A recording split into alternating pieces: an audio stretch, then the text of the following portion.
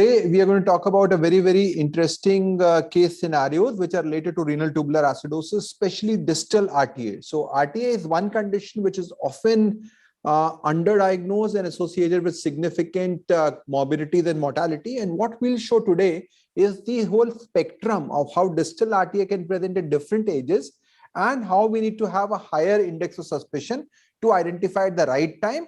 What will happen if we don't identify at that time, how they can develop a lot of renal complications, skeletal complications, muscular complications. So the overall concept of this grand round would be to go through case scenarios to highlight when should we suspect them, how do we have inputs in terms of various combinations in terms of clinical parameters, and go from there.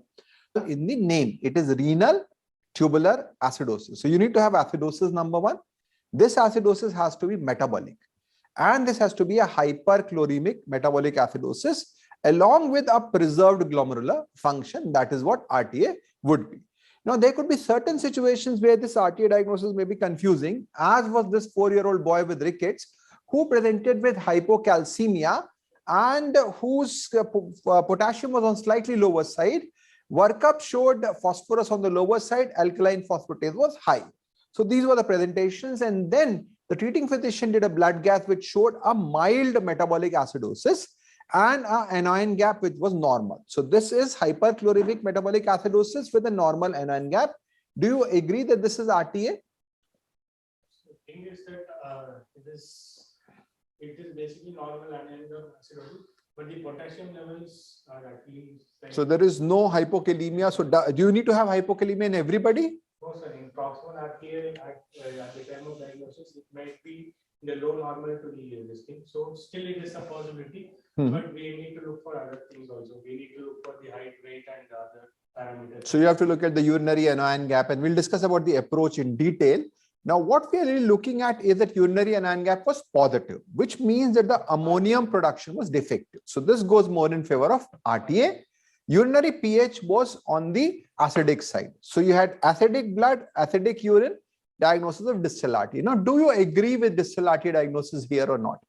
Sir, the thing is that it is a rickets. First of all, we have to consider RTA in the case of refractory rickets. Sometimes rickets would have vitamin deficiency, which can lead to hyperparathyroidism, which can also give us a picture of proximal So RTA. I think this is a very important point that you have raised, whether it is primarily a RTA which is causing rickets, or you have vitamin D deficiency which causes secondary hyperparathyroidism, and that's why you have this RTA-like picture.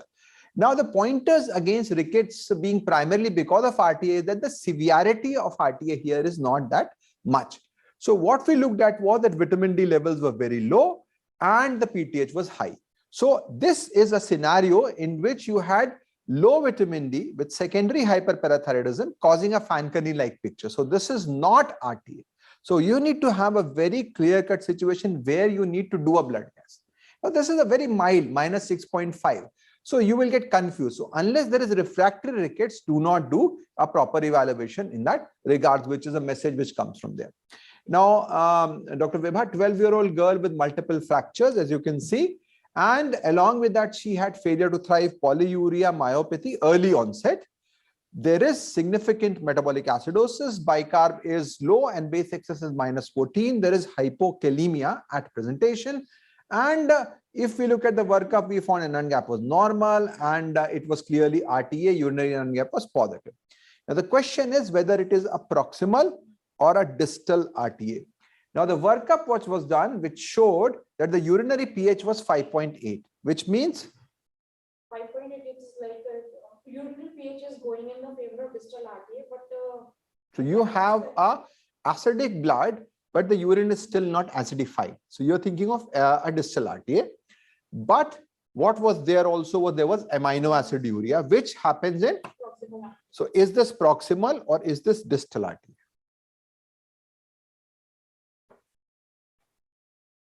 Amino acid urea, as you said, happens in proximal RTA. And you have an inappropriately high urinary pH for the level of acidosis. If there is this UTI or something, it will increase the. What is the clinical picture like? Is it like a proximal or a distal RTA? The presentation is very little. In the proximal RTA, presentation is very early, and there is like a There is severe acidosis, which goes more in favor of a distal RTA. Fractures which are there, they go more in favor of distal RTA. So the point here is that why is there amino aciduria, which you have to explain, which can be because of same thing. So as discussed in the first case, secondary hyperparathyroidism can cause a Fanconi-like picture, which will cause phosphaturia, glucoseuria, amino aciduria, and that's why. So although we say RTA is very simple, that you look at the blood gas shows acidosis, which is hyperchloremic, the urinary anion gap is high, then you look at urinary pH and you say proximal distal, there can often be confusions which are there, and that's why we'll be discussing this in more detail from there, as seen by these two cases. You all can go and have a look at our website, learning.rososociety.in, which has got a lot of information about different aspects about pediatric endocrinology. We have got multiple validated courses which are available, including practical assessment. Especially, we have a fellowship program, which is a 3-year program with 2-year training and diploma, along with courses for postgraduates. We run 3 grand rounds every month in the form of one for postgraduates, one for pediatric endocrinologists, and one the PG lecture series. All 3 cover different aspects of case-based versus didactic teaching in that regard. Books are available from our website covering entirety of pediatric endocrinology, and our mobile application would help you in terms of achieving the right approach, including specific ones for metabolic acidosis and RTA, which are available. Now, as discussed by Dr. Manoj, renal tubular acidosis is basically a case of renal tubular problem causing acidosis, which is what there. So we need to understand a bit about the overall mechanism by which acidosis will happen. So in the body, we don't want the pH to become acidic or alkaline, because that is going to cause a huge problem in terms of the overall functionality. So there is a big buffer which is available in the body, which neutralizes this amount of these situations. So we've got proton and bicarbonate. Proton and bicarbonate, under the influence of carbonic anhydrase, forms water and carbon dioxide, which are then expelled through the respiration. So the most acute mechanism by which we handle acidosis would be to make it into CO2 and take it off from the lungs, which is the most common ones. Now, kidneys play a very, very important role, because they regulate both the secretion of proton, which predominantly happens at collecting duct, and the reabsorption of bicarbonate. So while carbon dioxide ventilation issues will cause more of a respiratory acidosis, issues in terms of pumping out of protons or back diffusion, or let's say excretion of bicarbonate, will cause what is known as metabolic acidosis. What is the best marker of metabolic acidosis on the blood gas? Standard base excess. Yeah, which means base excess at the bicarbonate 24. Which basically means that, no, that is standard bicarb. So base excess would mean that how much extra base is there in the body. So if the base excess is negative, which would mean basically that you have base deficit. So base excess and base deficit, whatever way you want to put it. If you have a negative base excess, it means the body has a deficit of that. So standard base excess is the best parameter. And standard bicarb, which corrects for CO2, is another parameter which you should go ahead. Don't just go by pH and bicarbonate. You have to correct it for the level of CO2, which becomes important. So metabolic acidosis will happen either you have too much acid in the body, or the protons are not being able to taken out, or your bicarb is filtering out. So you are not able to pump out proton, or your bicarb cannot be taken back in the system. It's being lost in that regards. Now, gastrointestinal tract has got a lot of bicarbonate, especially the lower GI tract. So if you have a lower GI diarrhea, which is a chronic diarrhea, you will lose bicarbonate and you will again have metabolic acidosis, which will happen in that regards. So in this perspective, if you look at it, if your CO2 excretion becomes less, you will have respiratory acidosis because of a carbon dioxide accumulation. What will happen to the bicarbonate in that setting? It will be increased. So what is the relationship between CO2 and bicarbonate? For 1.5 to HCO3. That is for metabolic acidosis, for respiratory acidosis. So for respiratory acidosis, depending upon whether it is acute or chronic, your bicarbonate will go up by 2 or 4 millimoles per kg for every increase in terms of CO2 in that regard. So this is one mechanism by which you do that. But that's mainly for respiratory acidosis. So respiratory acidosis is high CO2, high bicarbonate, no confusion. Now, metabolic acidosis will have a bicarb which is low and CO2 which is low. And for that, what Naveen was saying, the correction should be bicarb into 1.5 plus 8. So if your bicarb is 10, then your CO2 should be 23, which is the appropriate compensation in that regards. Now, metabolic acidosis can happen if acid is accumulating in the body in the form of ketones, in the form of lactate, in the form of whatever organic acids which are accumulating. These situations will be associated with increased amount of negative ions in the body, which would in a way mean that your anion gap, which we'll discuss more in detail now, will be increased in that setting. The second situation would be in which your proton loss is less or you are losing more amount of bicarbonate. These situations, your anion gap will not be affected because your chloride levels will also have a simultaneous change which will happen. So these are the normal anion gap metabolic acidosis, which basically means only two things: either it is renal or GI. Two other causes of normal anion gap metabolic acidosis, Dr. Vibha, other than the renal and GI. Which drug can cause that? Carbonic anhydride. Yeah, carbonic anhydrase inhibitor, acetazolamide, and it's the same thing. Ureterosigmoidostomy. So if there is a ureterosigmoidostomy, you are losing, effectively you're losing through the same mechanism, but that will be the other one. But this, the history will be clear. So metabolic acidosis, high anion gap, normal anion gap, GI versus a renal loss, which will happen in that regards. Now, renal acid bed regulation basically is that you will be pumping out 1 millimoles per kg of protons every day from the distal convoluted tubules, and bicarb is filtered huge amount, around 70 millimoles per kg per day, but most of it is actually reabsorbed in that perspective, which is 99%. So either you can lose more bicarb or you can gain proton. Now, what will be the basic difference in the severity of acidosis in these two conditions? First condition, you're not able to pump out proton from the distal tubule, which is known as distal RTA. The second situation is that you're not able to resorb bicarbonate from the proximal tubule, which is the proximal RTA. Which one will be more severe? At presentation, distal RTA will be more severe because there is a decreased capacity of H plus expression. So it is a cumulative process. In the proximal RTA, after some time, body stop excreting a bicarbonate. So there will be a level at threshold below which you can't filter bicarb. So the problem there is that you will lose a lot of bicarb, but once your bicarb becomes like 15 or something, you won't filter anything. So that will be a self-limiting process, which will mean that proximal RTA is usually not very severe and often it is mixed. This is an important message to consider. Now, in proximal RTA, because your bicarb excretion becomes not there because it's not filtering, urine will become acidic, pH will become less than 5.3 in that perspective.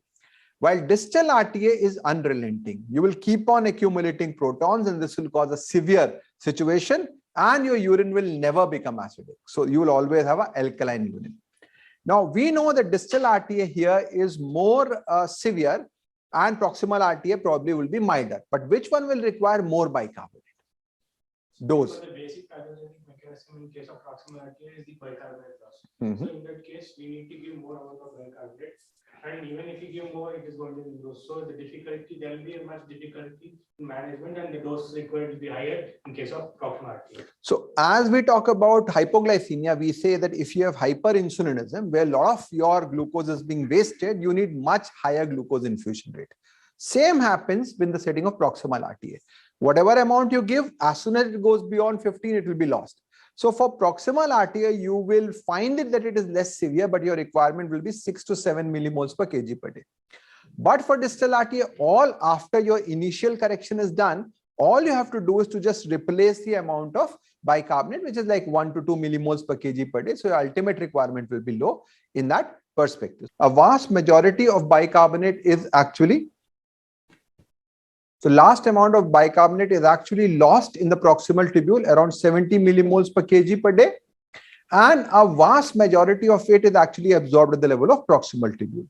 Now, proximal tubule is also absorbing simultaneously phosphorus, amino acids, and glucose. So if you have a proximal tubular dysfunction, you will have amino acid urea, glucose urea, phosphate urea.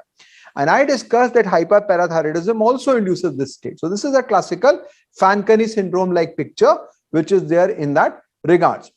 Now, this bicarbonate is then some amount is also absorbed in the distal tubule, and only 1% will be lost in that perspective. So normally your bicarbonate excretion is very low. So if we want to assess whether your bicarbonate excretion is increased, we look at fractional excretion of bicarbonate. If it is less than 5%, it is suggestive of a distal RTA. If it's more than 10%, it is suggestive of a proximal RTA. What about protons?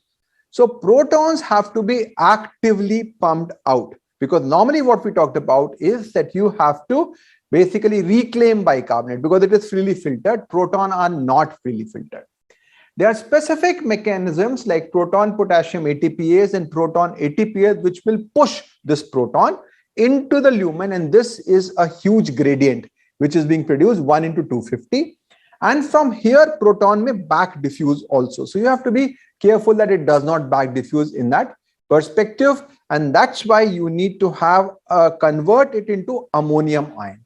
So kidney produces ammonia, which then binds to proton to produce ammonium, which will then take it out. So the proton excretion is much more complicated. It requires an active process, 2 enzymes and 2 exchangers, proton potassium ATPase and proton ATPase, and then ammonium production. And this ammonium production becomes important. So conditions in which this ammonium production is defective will result in a situation of acidification defect.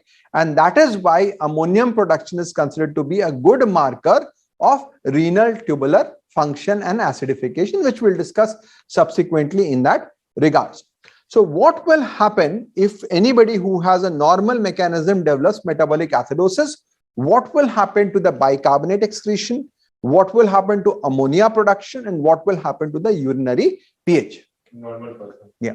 In normal person, if patient develop acidosis, then urine should be acidic.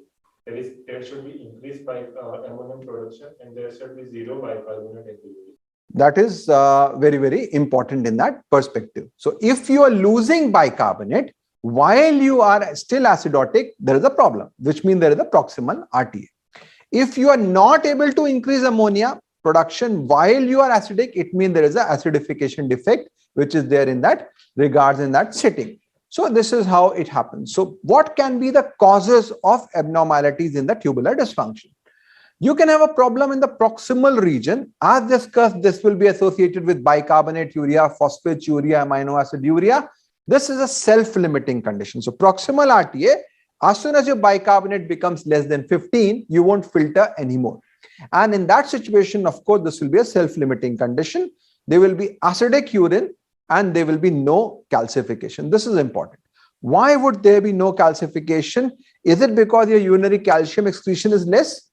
No, sir. Urinary calcium is almost same as compared to the distal. The thing is that because there's loss of citrate, which basically combines with calcium and it's taken with the urine. So there is no difference, and often people say that hypercalciuria, you can differentiate between proximal and distal. No. Anybody who has acidosis will have hypercalciuria.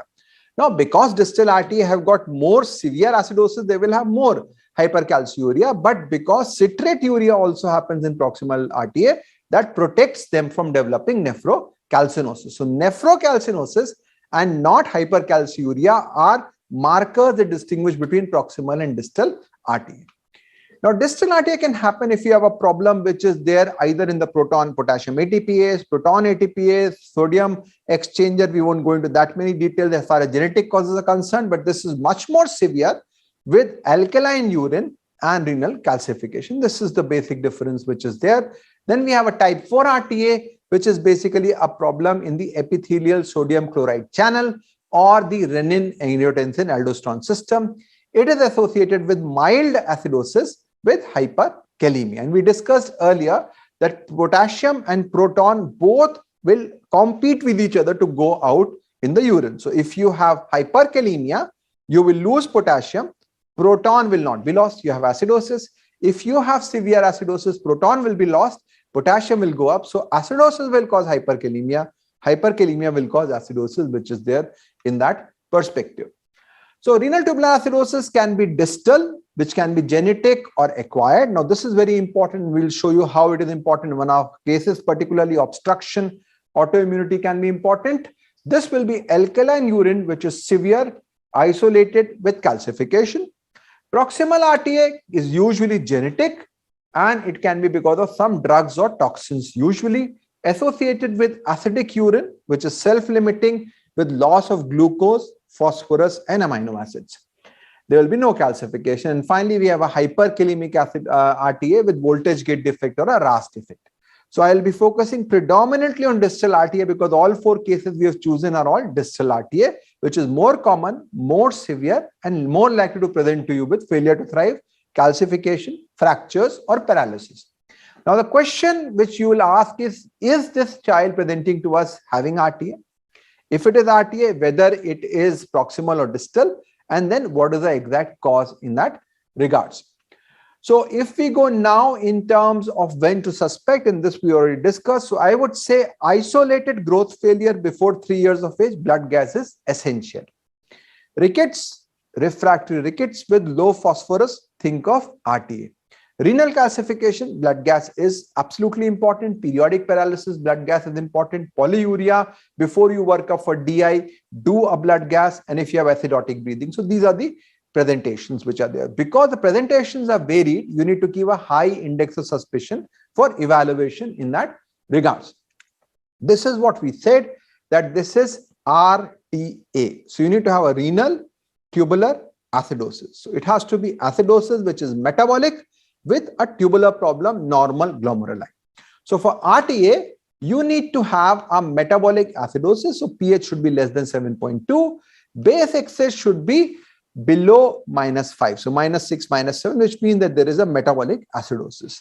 On top of this, you need to have a hyperchloremic metabolic acidosis or a normal anion gap. We'll discuss about what anion gap exactly is, with a normal ammonium excretion, with the abnormal ammonium excretion as reflected by a positive urinary net charge, which we'll discuss, and a creatinine which is normal. So what really is the anion gap?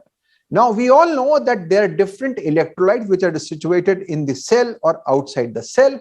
In the plasma, we are measured ions which are mainly 3: sodium, chloride, and bicarbonate. Now, sodium is positive and chloride and bicarbonate are negative. As we are seeing that there is around 20 gap which happens in between the positive and the negative ones, and this is neutralized by what is the unmeasured anions which are the body. So this is what the anion gap is. So anion gap is basically the difference between the unmeasured negative ions versus unmeasured positive ions. If we go in other ways, we can say measured positive ion, which is sodium, minus measured negative ions, which is bicarb and chloride, will give you the anion gap in that regards. So it is unmeasured negative minus unmeasured positive ion.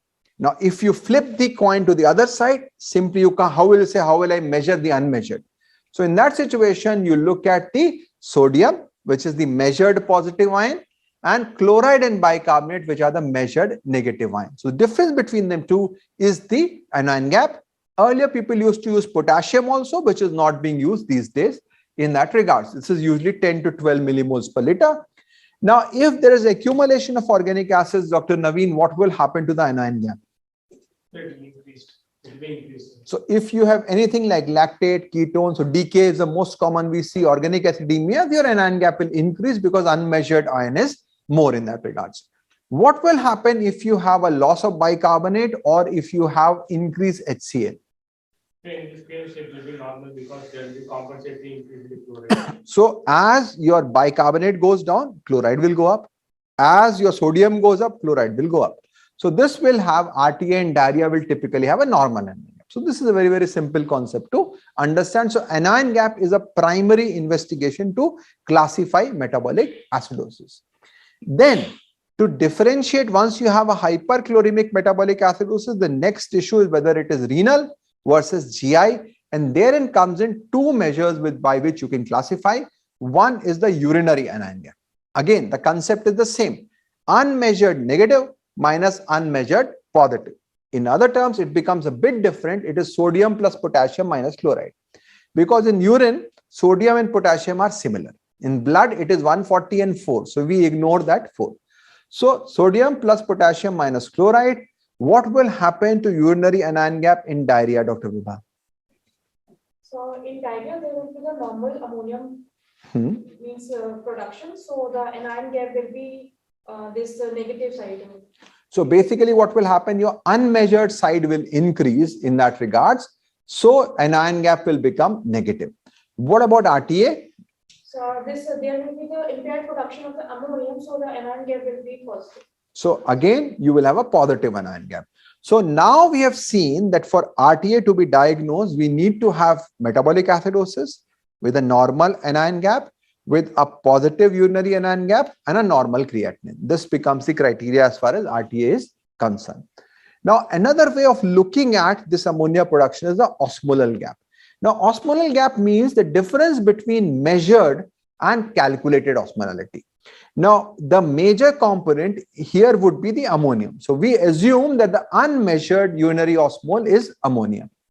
So what will happen to if you have a urease producing, of course, your ammonia production will go up. So you need to exclude UTI in that setting.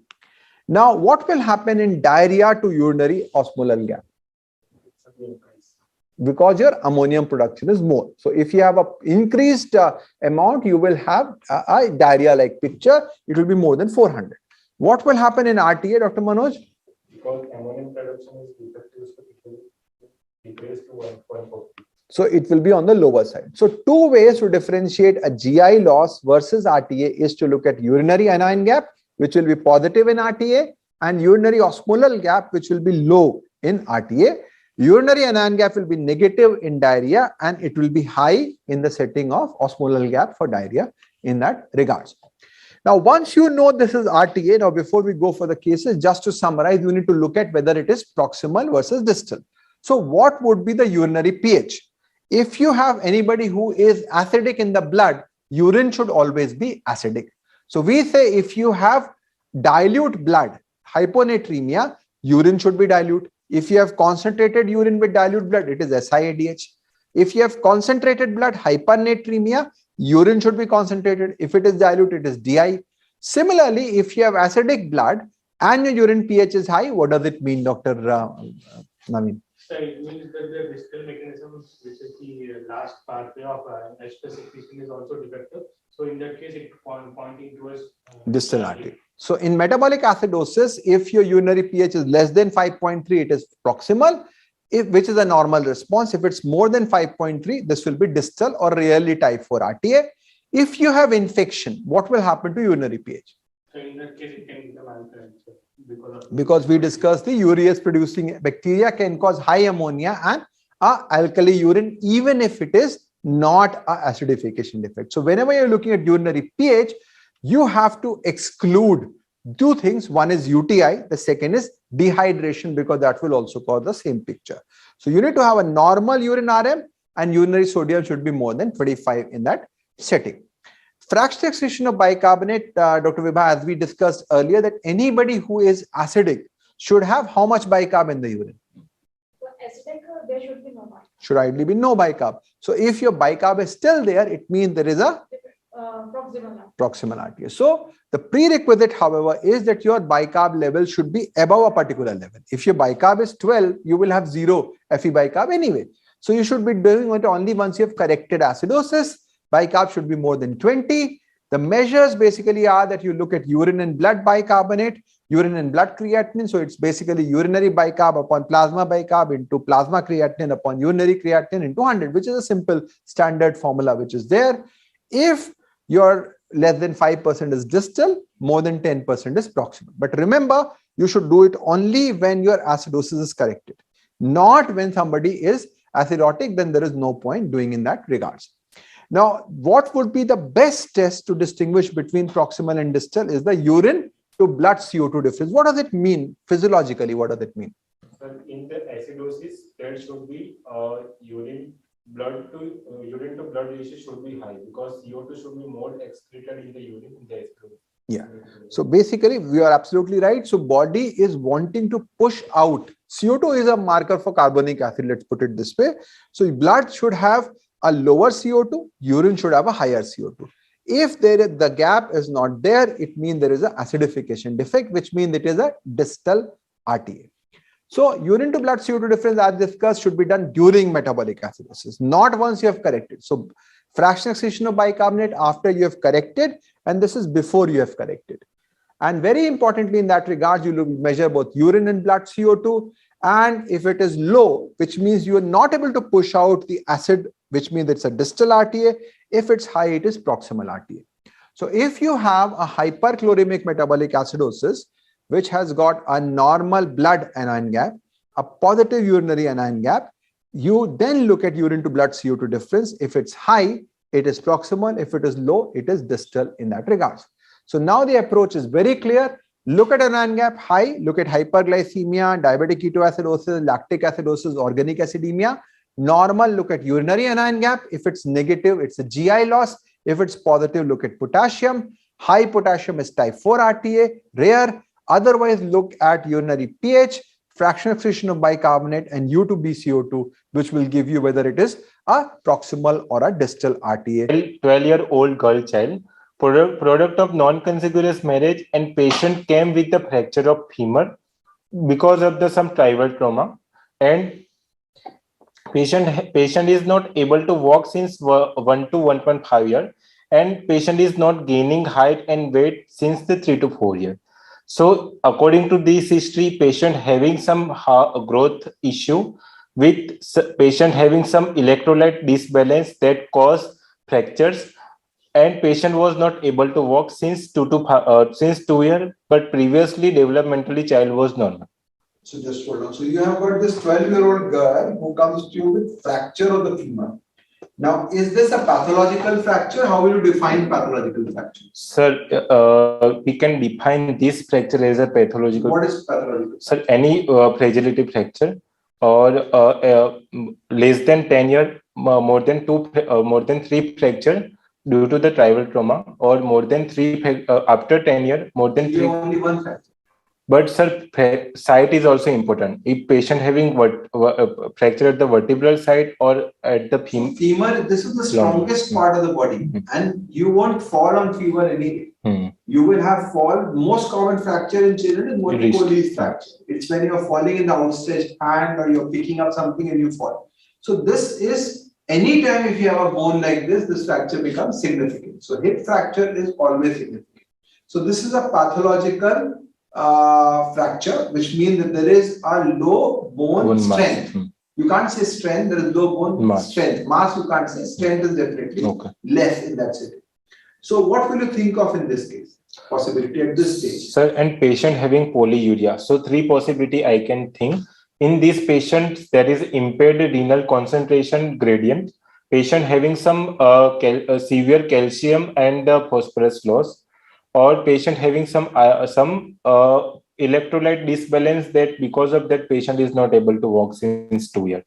So in these clinical pictures giving impact of osteogenic imperfecta because of the low muscle mass, or it could be due to some renal tubular. Osteogenesis imperfecta, low muscle mass, low bone mass. So why does it take 12 years? So its mild form can be present.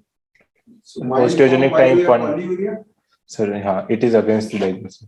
Okay, so OI will be people will of course label it as OI, but is it OI? You have to say that it is not OI because there is polyuria and there is failure to thrive from a long time. So this child was not fine. She was having failure to thrive from ages. It was missed and now she is presented with fractures. So you have to think of some other. In this case presentation, we can think about the distal renal tubular acidosis, because the metabolic acidosis, there will be fractures in this patient. Carry on. So no, patient having multiple OPD based consultation by 2 to 3 years by many pediatricians. Patient having muscle weakness and having episodes of the neck flops that suggestive of the hypokalemia. Patient having wrist widening and X-ray wrist suggestive of rickets. So this question is very important whenever you have a patient like this. You also ask this and you also ask that. If you have it is basically if you are having anybody who presents to you with suspicion of RTA, ask for neck flop because of hypokalemia, and that may be a trigger sign that they may develop flaccid paralysis later on. This can also seen with celiac disease. I've seen patients with celiac disease with same neck flop history, which is there. Sir, and patient having 2 episodes of unprovoked seizure, and which was not associated with any systemic CNS infection. So according to history, patient having no any vomiting, abdominal pain, diarrhea, for rule out malabsorption syndrome, which is less likely, no steatorrhea, no deafness or no any deformity or no any eye abnormality to rule out congenital type of the RTA. There is no any history of chronic drug exposure because the child is presented at the 12 year of age. So there could be the possibility of acquired cause or due to there could be the possibility of some chronic drug exposure, which can cause pathological fracture. But it was not present. So if we continued our case, birth history was not significant. Patient having no any significant antenatal and postnatal history, family history is not significant. Patient was developmentally normal absolutely before 1 year, and now because of the weakness, patient was not able to walk since 1 year. So this is a very, very tragic situation, presenting too late with fracture and already gone to multiple doctors. So this highlights that this child had everything. There was polyuria, there was failure to thrive. If she had come by 3 years, it should have been diagnosed. If she did not come at 3 years, polyuria, she should have got the blood gas done. Then rickets, she should have got the blood gas done. And then finally she presented with fracture. So this is a very, very late presentation of what would have presented as case 1 or case 2 in your case. So by the summary, we are dealing with 12-year-old female child with the failure to thrive and not able to walk, and patient having polyuria and pathological fractures. So general examination, there is no any significant general examination, no any dysmorphism. Pulse is normal. Patient having fracture over right femur. Patient have a typical cataxic look. Normal genitalia, normal ear and eye, and wrist widening of wrist is there, and patient having severe acidotic breathing. There is no any history of pigmentation. By the end, so not sir, by the anthropometric criteria, patient having the height is 130. Measurement of height will be very, very difficult in this case. So it was more like 10 because fracture is already there. Yeah. So you may overestimate the severity of both things. So, but if you see, there is a remarkable cachexia. There is minus 2.96 BMI is huge, which will mean severe nutritional pattern growth failure. As discussed, as we are seeing, there is weight is more affected than the height. So patient having chronic systemic illness and systemic examination is normal. So possible diagnosis, it could be the osteogenic imperfecta, but polyuria was against the diagnosis. It can strong possibility as renal tubular acidosis.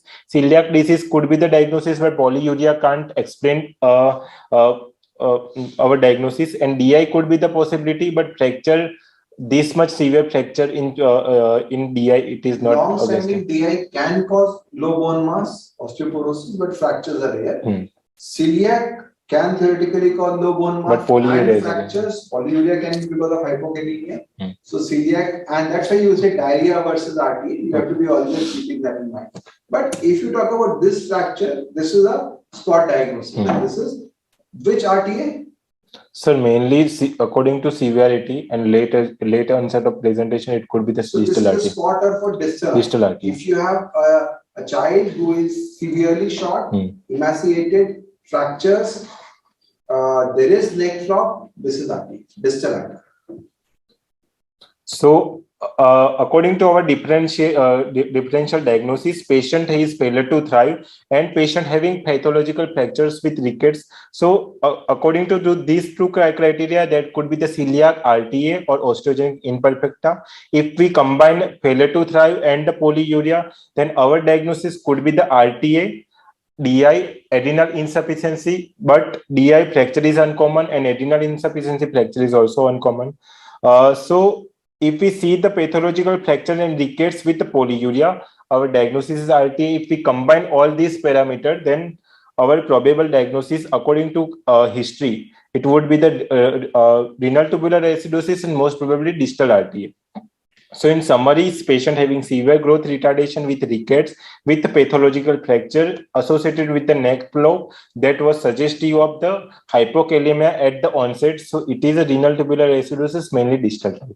So if we see for the investigation, hemoglobin was normal, creatinine was normal, ruling out chronic systemic or chronic renal disease. Sodium was normal, but patient having mild hypokalemia at the time of diagnosis, that was 3.16, and base excess was minus 15.9. Patient having severe acidosis with the low pH 7.23. Calcium was on lower side, and calcium urine calcium create ratio was high. Patient having urinary USG abdomen suggestive of the nephrocalcinosis. So according to this investigation, patient having acidosis, which is severe, and patient having urinary loss of the calcium, and due to that patient having nephrocalcinosis. So it is more pointing towards the distal RTA. As the part of workup, patient having pH more than 5.3. So it is alkaline pH as blood according to acidosis of blood. Patient having urine micro was urine RM was normal. So for ruling out any bacterial infection, extra is suggestive of the rickets.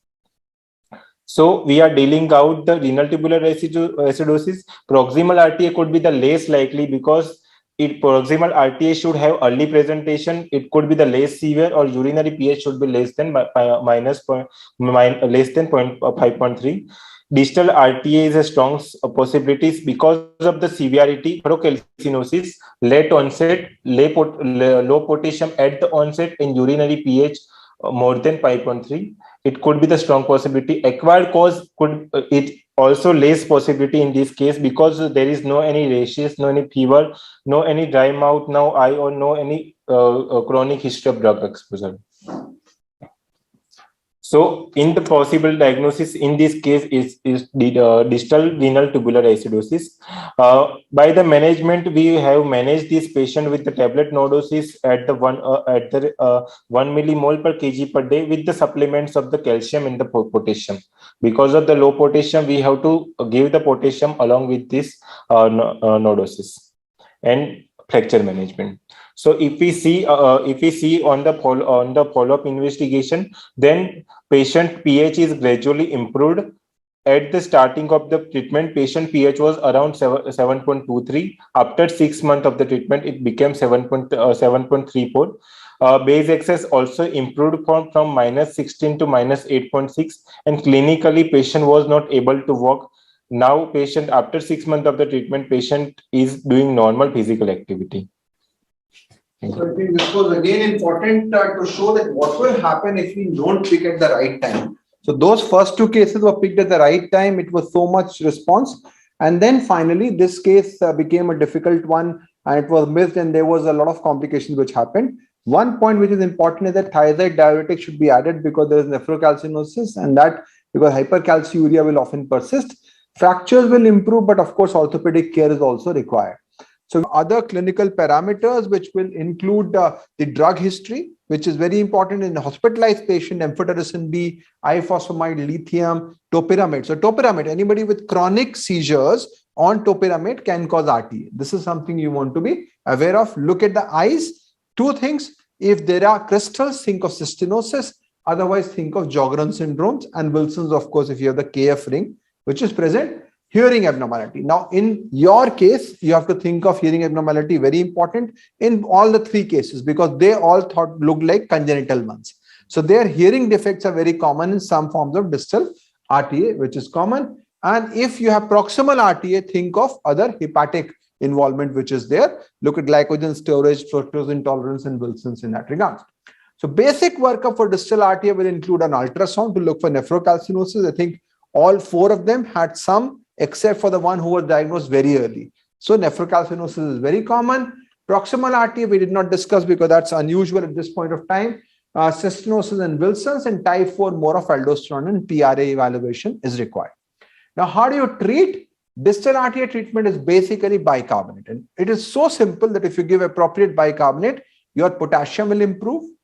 your bones will improve, your hypercalciuria will come down. So bicarbonate alone is effective in everything. Once you give bicarbonate, you will have a better improvement as far as volume is concerned, as far as acidosis is concerned, and the RAS axis will also be suppressed. So if your RAS axis gets suppressed, your hypokalemia will also improve automatically. So there's a lot of improvement which will happen. So they have hypokalemia at diagnosis, which improves with treatment. Proximal RTA do not have hypokalemia, but if you give them soda bicarbonate, they may actually worsen with treatment. Now, which alkali preparation to use? You can use sodium potassium citrate, but we generally prefer sodium bicarbonate, which is available as the tablets, which is quite good in that regards.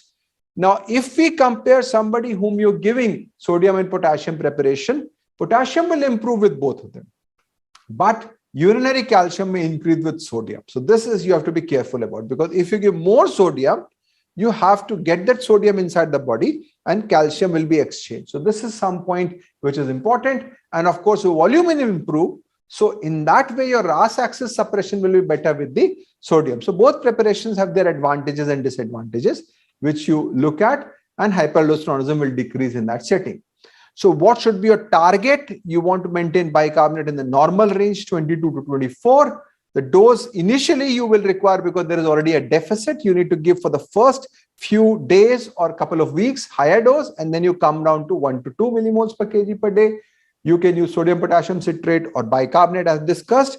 And if you have persistent hypercalciuria, then you have to reduce the salt intake, and thiazide intake is also there, and potassium may be beneficial in that setting.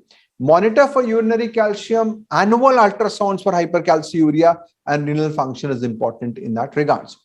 Now, one question which often happens is that if you have hypokalemia at diagnosis and you're giving acidosis correction, we know that acidosis, once you do, potassium will go into the cells.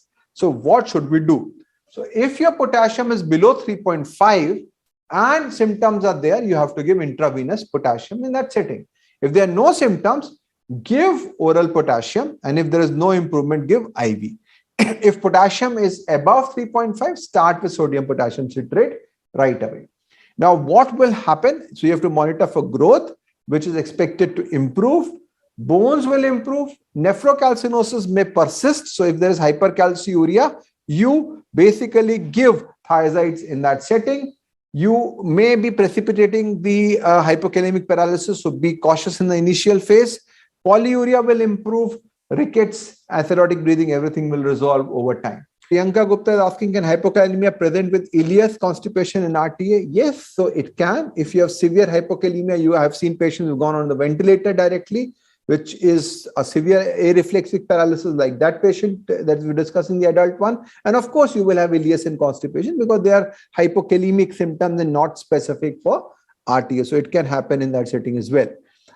Dr. Pradeep is asking, can RTA present with ketonuria and glucoseuria? Glucoseuria, of course, if you have proximal RTA, you can have, but ketonuria is a very, very specific situation. It is not because of that. If you have ketonuria, you will expect to be either DKA or organic acidemia, which can cause that picture. Dr. Priyanka is asking, so again, the same questions, which was already addressed. So I think we've tried to cover 4 very interesting cases of distal RTA. We focused on distal RTA alone, but we had the whole spectrum from a young girl presenting mainly with failure to thrive, to a boy with failure to thrive with polyuria and renal complications, to a girl who was older with severe fractures and severe bone disease, and then the acquired cause because of Sjogren syndrome. So you need to keep your eyes and ear open with regards to distal RTA.